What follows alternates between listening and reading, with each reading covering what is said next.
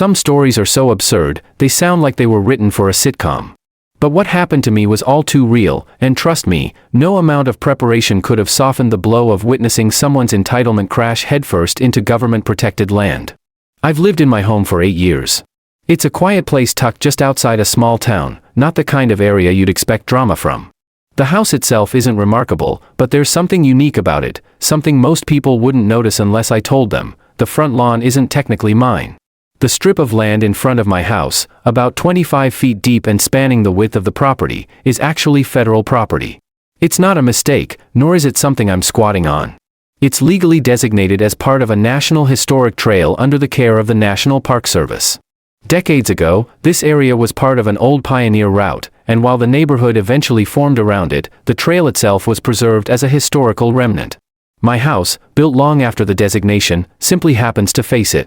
Now, to clarify, I'm allowed to live here. I can walk across the land, garden around the edges, mow the grass if I want, but technically, it's not private property. It belongs to the American people. And while that never really affected my life in any meaningful way, one Saturday morning, it did. I had just stepped outside with my coffee, planning to do what I usually did on weekends, sit on a bench at the edge of the lawn and read a book in the morning sun. The air was crisp, birds were chirping, and the whole world felt still. Until she showed up. She came marching down the street like she owned the block, dressed in athleisure, sunglasses so big they covered half her face, and the unmistakable energy of someone looking for a problem. I'd never seen her before, which meant she was either new to the area or visiting. But what was immediately clear was that she was zeroing in on me. She stopped at the edge of the lawn, hands on her hips, and called out in the most aggressive tone you can imagine, "Excuse me?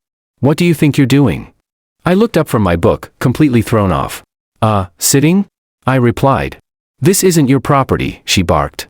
"You need to leave before I call the police."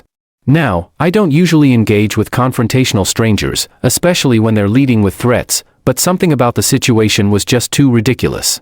I closed my book slowly, trying to process whether I'd accidentally wandered onto someone else's land, even though I knew that wasn't possible.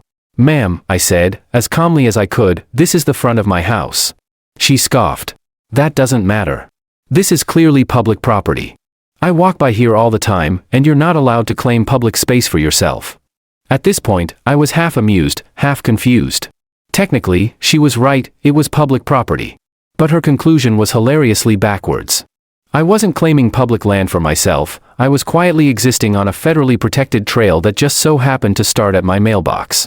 "I think you're confused," I said, standing up and walking a few steps closer. "You're right, this isn't my land. But it's not yours either. This is a section of a National Historic Trail. It's federal property. I can sit here. You can too. But you can't kick people off of it." She didn't like that. Her face twisted into a look of righteous fury. "That's a lie," she snapped. "You're just trying to intimidate me. I'm calling the police." And then, right there, in front of my house, on a peaceful Saturday morning, she pulled out her phone and called 911. I wish I could say I was shocked, but in today's world, calling the cops over absolutely nothing seems to be a hobby for people like her. I didn't panic. I didn't run inside. I simply sat back down on the bench and resumed sipping my coffee. If she wanted to waste police time, that was her choice. I'd just have to wait it out. 15 minutes later, a patrol car pulled up. A young officer stepped out and approached us cautiously. I gave him a polite nod. Karen immediately rushed over to him like a distressed victim in a drama series, pointing wildly and throwing out accusations at rapid speed. "That man is trespassing. He won't leave the lawn. He's threatening me, he said this land belongs to him and that I don't have the right to be here." I raised an eyebrow but said nothing. The officer turned to me. "Sir, is this your residence?" "Yes," I replied calmly. "And the land in question is technically not mine, but it's not hers either. It's federal. I'm happy to explain." Karen interrupted. "He's lying." The officer held up his hand. "Ma'am, let me handle this." I walked him over to the edge of the lawn, where, conveniently, there was a small bronze plaque embedded into the stone at the foot of the trail. It read, "You are standing on a section of the National Pioneer Trail. This land is preserved and maintained by the U.S. National Park Service under the Historic Preservation Act, and is open to public access and non-commercial use." The officer leaned in to read it, then looked back at Karen. "Ma'am, he's not lying." "What do you mean?" she snapped. "This land is federally managed. He's not trespassing. In fact, you could be here too, if you weren't harassing him." That last word, harassing, hit her like a slap in the face. She stammered. But he was sitting there like he owned it. That's illegal, isn't it? Isn't he claiming federal land as private? The officer shook his head. He wasn't claiming anything. He was sitting quietly. Which he's allowed to do. You're not allowed to police federal land.